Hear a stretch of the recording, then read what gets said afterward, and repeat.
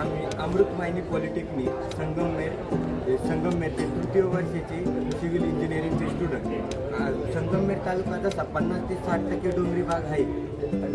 त्याच्यासाठी आम्ही गाव घेतलो होते, कोणची गाव स्टडीला घेतलो होतो. कोणची गावाची सध्याची परिस्थिती अशी म्हणजे गावात 400 ते 500 mm पाऊस पडतो. 500 mm पाऊस पडला तर ते पावसाचं पाणी ते डायरेक्ट वाहून जायचं. त्याच्याने काय व्हायचं, सॉईल इरोजन व्हायचं, ग्राउंड वॉटर टेबल हा डिक्रीज व्हायचा आणि त्या पावसाचं पाण्याचा गावाला काहीच यूज नव्हता. ॲज अ सिव्हिल इंजिनियर म्हणून आम्ही स्ट्रक्चर बांधले. CCT झाले, ब्रसूल स्ट्रक्चर झाले, गॅबियन स्ट्रक्चर. तसंच की CCT ते पावसाचं पाणी पडलं का त्याच्यात जिरणार, त्याच्याने ग्राउंड वॉटर टेबल इन्क्रीज होणार आणि जो सॉईल इरोजन होत होतं ते पण थांबणार. आणि जे हे स्ट्रक्चर पाहिले त्याच्यात पण पाणी अडणार. मग ते पाणी अडलेलं आपण शेतीसाठी पण यूज करू शकतो. बाकीचं जे पाणी आहे ते या स्ट्रक्चरवरून वर लावून त्या स्टोरेज टँकमध्ये स्टोर होणार.